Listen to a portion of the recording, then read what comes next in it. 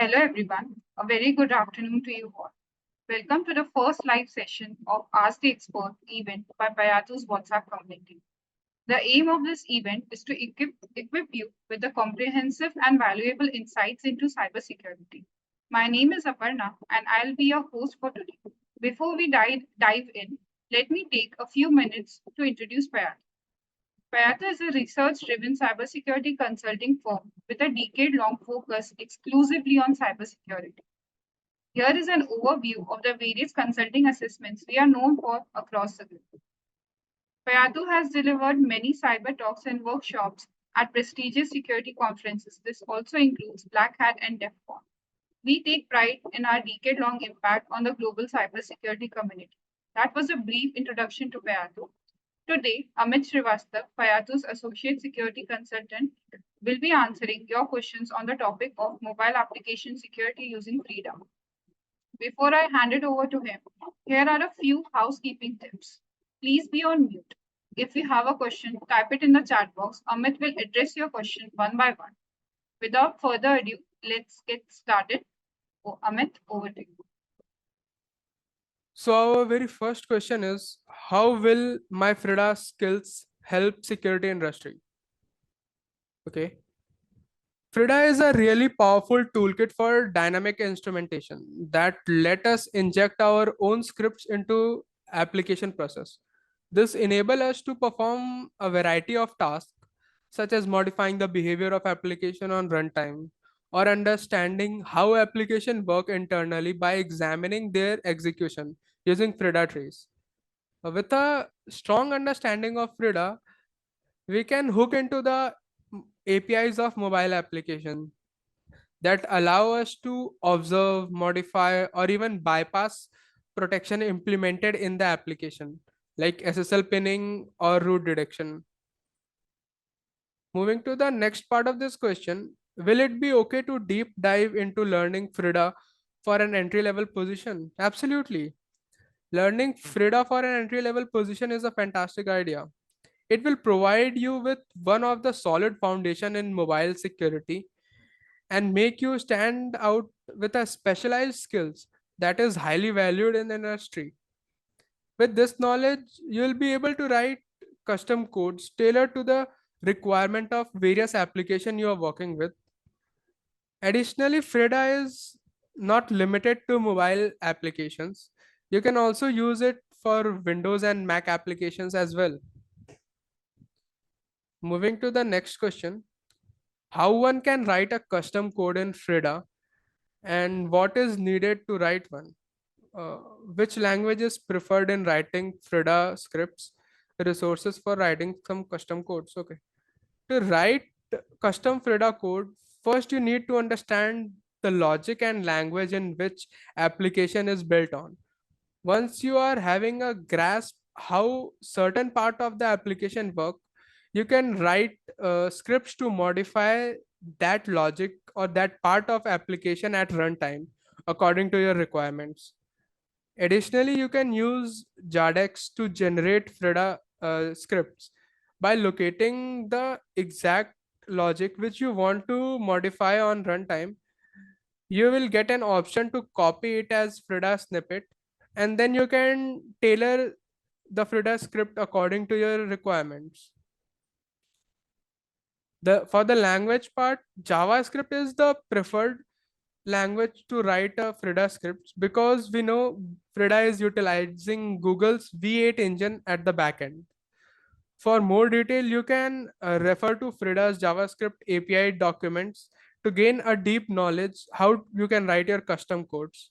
Also, for just for practice, you can refer to various SSL pinning bypass scripts available. For example, SSL multipass.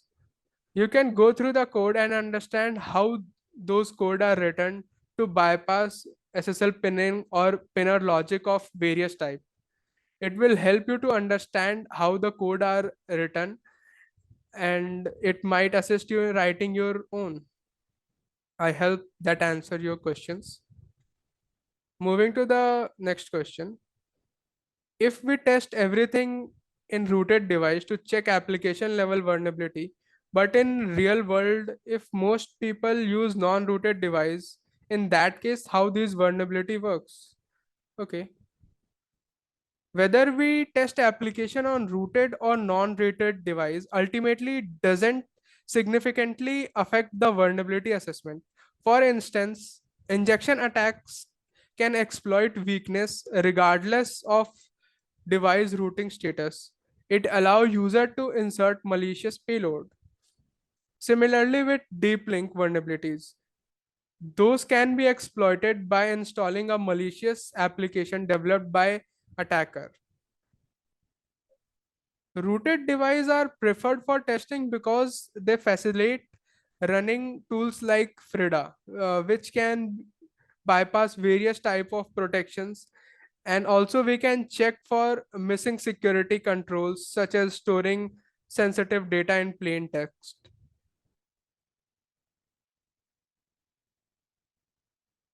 Uh, I believe that's clear.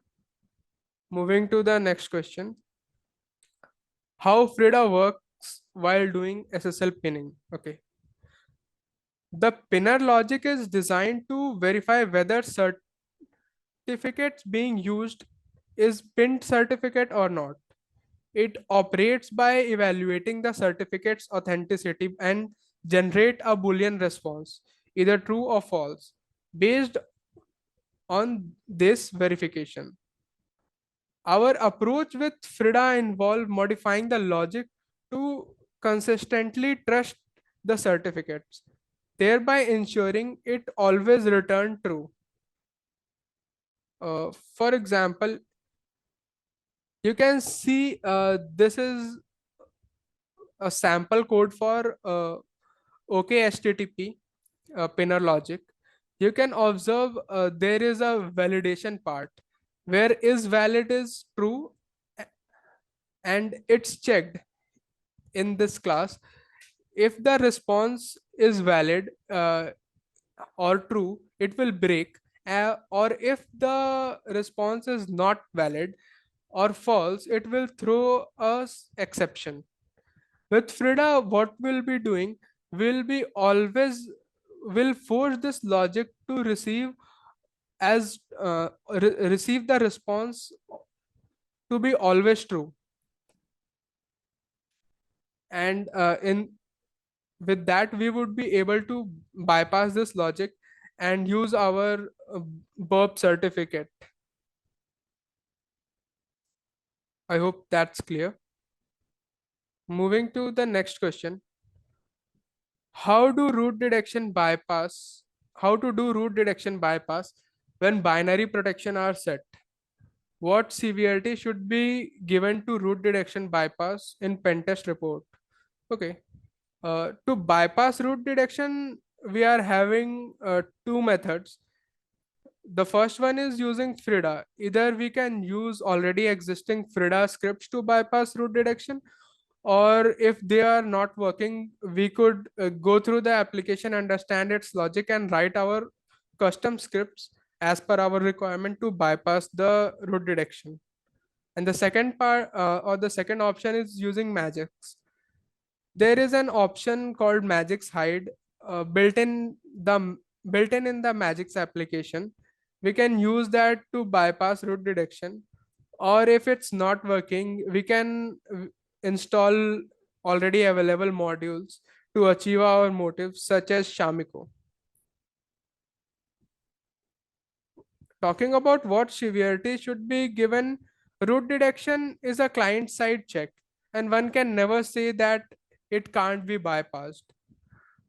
Also, this check is not mentioned in MASTG, so we can mark this as informational.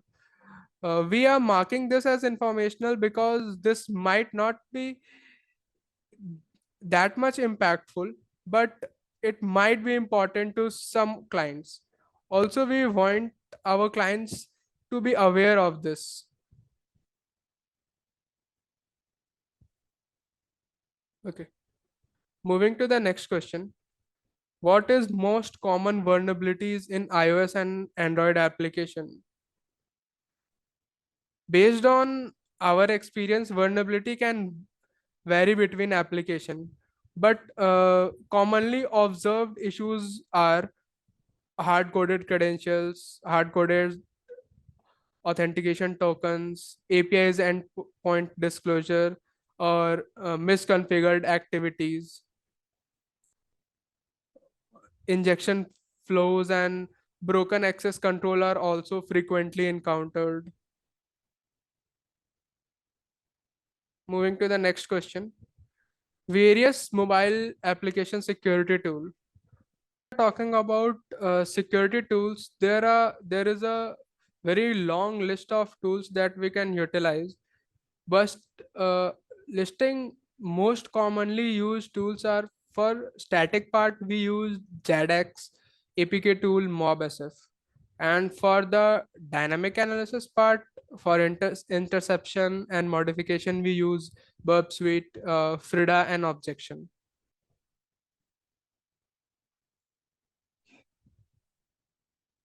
Moving to the next question. How to start with labs? To begin exploring labs, you can refer to Awesome Android Security on GitHub, which list application that are great for getting started. We have mentioned the link in chat. You can check that. Another option is Bug Bazar from Payatu's mobile team, which is a which is continuously updated with new vulnerability to ensure it stay relevant. Also, if you are interested specifically practice with Frida, you can check out Frida Playground, where we can practice mobile application pen test. Can't find a lab. Amit, I have pasted a GitHub link in reply to that question. So there is a Okay. labs section. If you scroll down, all the vulnerable APKs are listed over there. And on top of that, our team at Payatu has also built something known as Bug Bazar. So that has the latest vulnerabilities that we have replicated from real world engagements. So I'll post the link to that as well. There are quite a few number of applications that you will find there. So that's a good starting point. Also in Bug Bazaar, we are rapidly updating our vulnerabilities, so you can find it relevant all the time. So this is about the iOS 17.5, correct? Right. Yes. So the thing is, there is no jailbreak available at the moment for 17.5. Now I don't know what exactly the situation is with this specific app, but there are two specific conditions when the application checks for the OS version. So some applications will only check that is the application running on iOS 17 and above. And then there is a second scenario where there are some SDK related changes. So technically, you will not be able to run it on an older device. So if it's the first check, there is a Frida script to fool the application into thinking that it is running on a later iOS version. If that is the case, you'll easily be able to what do you say, run it on an older iOS. Uh, and there is one more workaround, I would say. If it is a pen test, you can ask the developer to remove SSL pinning, jailbreak detection checks, and then test it on a normal non-jailbroken iOS device. So you'll be able to intercept all the traffic since all of these checks are disabled. So that's the only way out if it's an SDK related. And if you have anything, if you want to follow it up, just ping it in the chat and I'll address it. So the person is asking how to implement Frida and jailbreak bypass check as a security measurement. So yes, you want to implement Frida detection and jail. So basically, you don't want your users to be able to bypass it. So unfortunately, the open source libraries that are available at the moment have some sorts of bypasses available. If you want a really strong solution for your application, I would suggest you look into something known as Rasp. So there are a lot of libraries that RASP offers. So one of which is free Rasp. There's something known as app sealing also. So these libraries are closed source. So you will not have an insight on how this detection check works. So because of that, there will not be a lot of bypasses available. But I would like to give a disclaimer as well that since all of these are client side checks, you will definitely be able to still bypass it. But yes, there are very few people in the industry who are capable of doing that at the moment. But if it's a critical application, I would suggest you look into Rasp, but also note that it's a commercial solution. So depending on the number of users that you have in the application, it will cost you X amount of money to get that library. And again, this goes for both Android and iOS. It's the same libraries can be implemented on both the platforms. It's also asked, it is possible to bypass Rasp using Frida. So there are some scripts, but it's not completely bypassable. There are some scripts, and people have bypassed few application of Rasp implementation, but not all. So in order to bypass Rasp, you will first need to bypass the Frida detection check. If you are able to bypass that, then you'll be able to bypass any other checks that might be present. But the thing is, the scripts available on the internet might not directly work with them. You might have to tweak those scripts. So it's a tedious process, but if you look at it from a technical perspective, it is possible. But yes, more difficult than other libraries, I would say. Tools that can help you with iOS testing. So for iOS, there are I'm assuming this is for static analysis. So for static analysis, usually what we do is we dump the IPA from the device, and then a lot of the reverse engineering is done on the Windows or the Linux machines. So Radare, Ghidra, all of these tools are used to look at the source code. Again, when it comes to iOS, you will need some amount of knowledge about assembly also. Some Objective-C knowledge, as majority of the applications are written in Objective-C or Swift. Uh, and talking about other tools, there are certain CDR tweaks that are available, which will help you bypass common checks like jailbreak detection or SSL pinning. So I'll name a few. Like there's a CDR tweak called SSL kill switch to bypass pinning checks.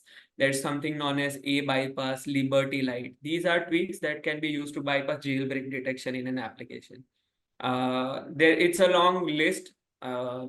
If you can stay tuned, we will be shortly releasing a list of these tools on our official blog. So you can keep an eye out there, and maybe that will help you specifically for the tools. Being a dev company who develops an application of third party banking application, and that third uh, party company does VAPT testing, and they manage to find jailbreak bypass, SSL pinning bypass, and then uh, bypass, then implement commercial tool, would come with cost. Who should bear the cost, third party company or the development company? uh, it depends. Who is the application owner of who is the application owner?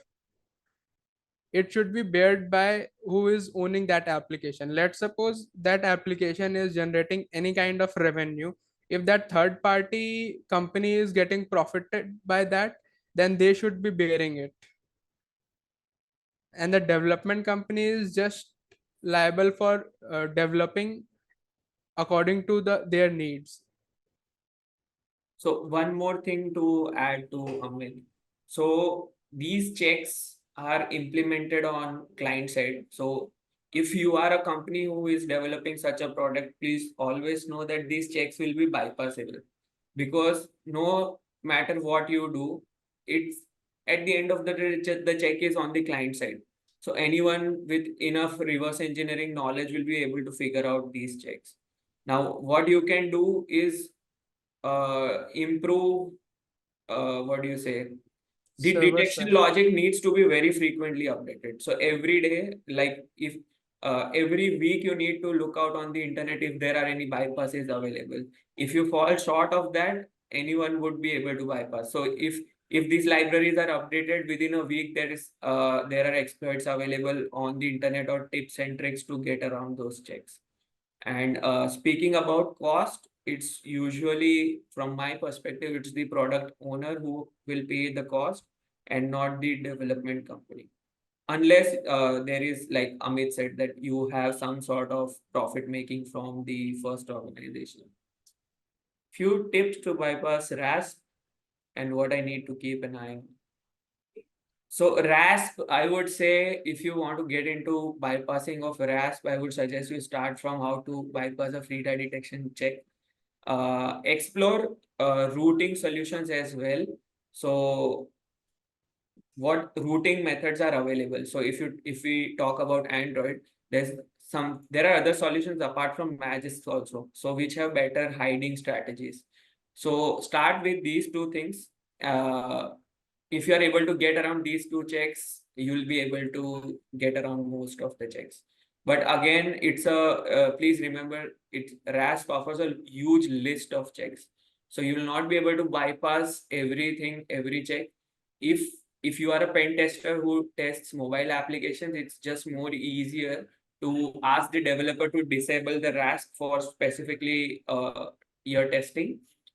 Because again, pen test is a time boxed activity and you cannot be spending multiple hours on the working on the bypasses. But yes, if you are someone who is interested in research and wants to explore this, then Frida detection bypass and root detection bypass is a good place to start. Is iOS devices needed for iOS pen testing? Amit, I'll take this. Okay. So if you're asking for iOS pen testing, there are not a lot of virtualization softwares. There's one major solution in the market at the moment, like it's called Corellium, and again it's paid and it's really expensive. So if you want to check it out, they have a 7-day trial period. But if you are looking in for long term, I would suggest you get an iOS device.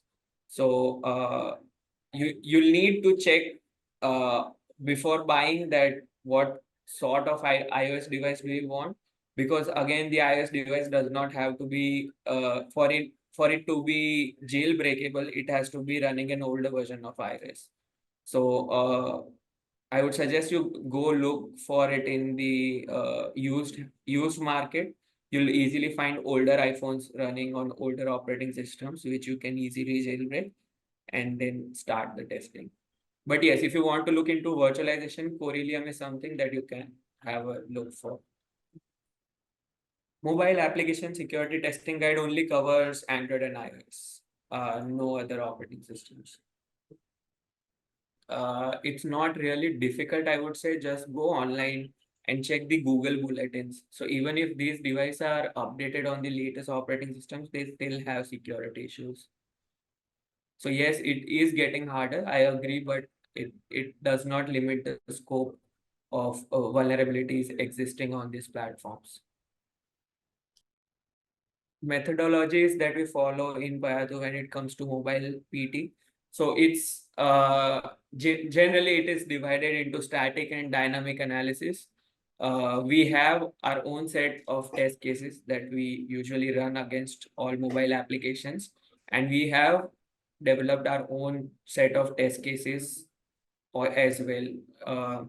Now, these test cases are derived from commonly reported vulnerabilities on platforms like HackerOne, BugCrowd, and all of that. So some test cases you can say are derived from OWASP and some are our own. And to add what Ali have said, we also go through the applications working and create or craft some custom test cases just to for that application. Can you share any documents related to Frida advanced bypass methods for both Android and iOS? So if you can stay tuned, there is an ebook that will be releasing shortly, which contains everything you need to know for if you want to get started with Frida. So it contains how Frida works, if you want to write custom Frida scripts, if you want to bypass checks, how to do that. So it will go public, I guess, next week, sometime next week. So you can stay tuned for that. Okay. Which is the best certification in mobile application VAPT? EMAPT is there from INE Security, and there are many certifications from SANS. You can consider them, but there are not good certification on mobile VAPT as of now, which will give you level of OSCP or something like that. Amit, I'll take the next one.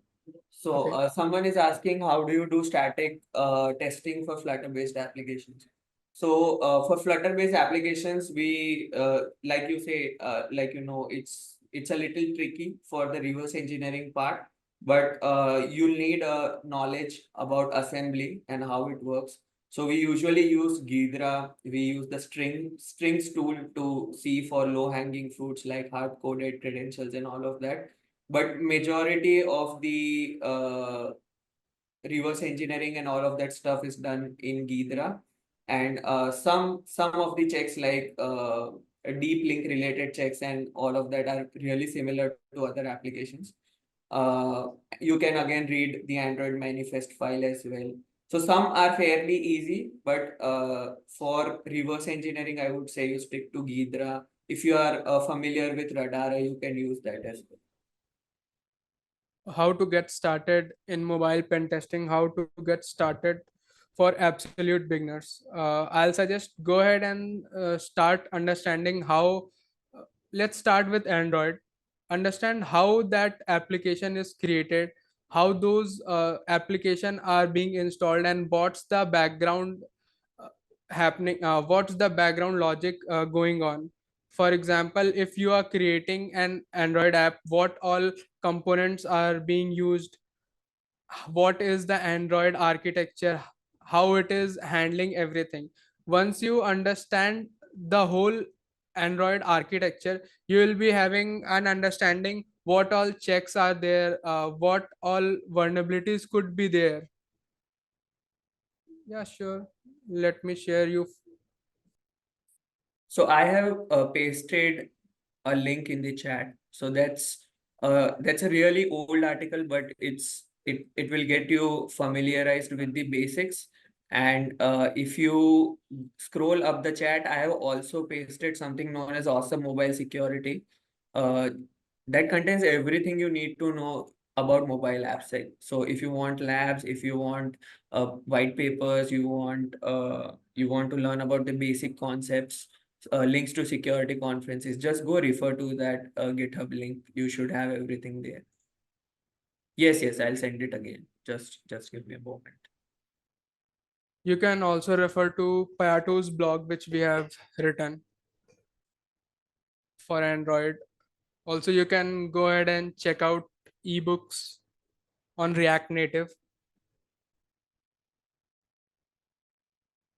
Okay, there's a question in some application, it has an emulator detection, I guess. How it is bypassed? Are you sure there are emulator detection? There are many applications which are not having support for emulator at all.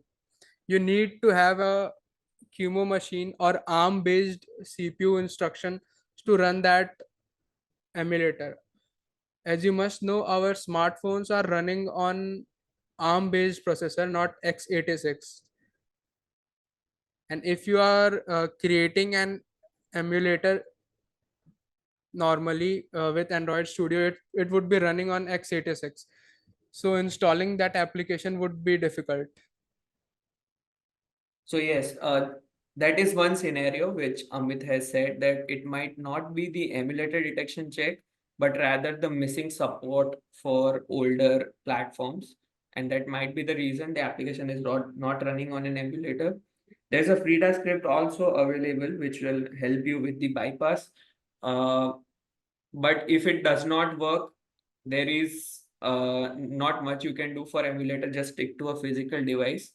because at times newer applications, they need a lot of hardware access. So at times they need Bluetooth access, they need camera access. So if all of these hardware support is not present in emulator. So if that is the case, you'll always have to stick to a physical device. Or if this is not the case, then there's a Frida script. I'll post the link in the chat box and you can try using that if that works. Someone is asking what is Bug Bazar. The Bug Bazar is an iOS and Android vulnerable app developed by Payatu security teams for practice of Android and iOS pen testing.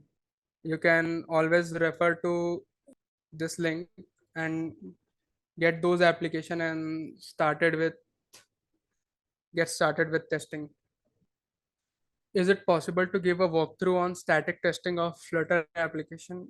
Sure, we can organize a dedicated webinar on Flutter application testing. Can you share info about any critical vulnerability you have found recently in Android pen testing? I'm not sure about that if we are allowed to share these kind of information or not. Ali, do you think we can share any information on this? No, we cannot give you exact details, but just still to answer your question, like I previously said, the critical vulnerabilities that you'll find in a mobile application will always come through the APIs. So when I say APIs, these will be issues like injection attacks, access control issues. So these vulnerabilities are similar to web apps. So in static testing, also you can find a lot of issues which you can later use to escalate those vulnerabilities during dynamic testing. But the critical vulnerabilities will always be through the APIs. Someone is asking if there are any root hiding methods other than Magisk. Yes, there are. There's something known as kernel SU. So this is very different to how Magisk works. Again, this will not be able to you'll not be able to replicate it on a emulator. You'll need a physical device. So you are rooting the device on a kernel level. So most applications don't have direct access to a kernel. So you still have root access, but your applications will not be able to detect it. Recent time Google Play Integrity API, yeah, right. There is a fix, there's a workaround for that. It's known as Google Play Integrity Fix. You'll find it on GitHub also. It's a very common Magisk module that is there. Someone is asking, can it pass strong verdict? No, it will not be able to. Because a strong verdict is something which will only pass when your bootloader is locked. And if you are on a rooted device, this check will never pass. So unless you come up with a bootloader detection check bypass, there is one Magis module which fools the application into thinking that the bootloader is locked, but for majority of the use cases that does not work. So you'll be able to pass basic integrity, but not strong. Strong is really difficult. In Android pen testing, how we can use search efficiently in JADAX? Like again, I believe this is an incomplete question. What are you trying to ask? Can you elaborate? Amit, I think he's trying to ask that if they are searching for something, how to do it efficiently. So I'll give you an example. So let's say you are searching for it depends on use case to use case. So Okay. yes. So let's say you're searching for username and passwords. So you'll need to use keywords appropriate to the functionality that you're searching for. So let's say you're looking for username and password. So you can use username tags, uname, a user underscore name. So you'll find some key value pairs and then you'll have to manually go through each and every one. So if you are looking for something related to login, you'll have to use keywords related to that. Now, for the keyword, you will have to come up with that on your own, but that's how you do it in a most efficient manner. There is no direct way that you can just go ahead and list out everything. Correct. So there is one last question, I guess, by Suman. So says Power Apps uses low code or no code to develop mobile application. How to pen test such application? So I'm assuming this that there is no code on the client side. So you will be limited for static analysis, but you can still perform dynamic analysis on these kinds of applications. So if you reverse them, I'm sure you'll not find a lot of things, but in dynamic analysis, you will. You can have a look at the APIs and then look for all the attacks that come through APIs. I hope that answers your question. All right, guys. So we have come to the end of the our session. Thank you, Ali. Thank you, Amit, for for answering all the questions from our participants. So one thing that I would like to say that we will be hosting more exclusive sessions like this for our WhatsApp community members. So stay tuned and let's see what unfolds in the future. So thank you guys. Uh, Thank you for an amazing session, Amit and Ali. Thank you. Thank you, everyone. Have a nice day. Thank you, everyone.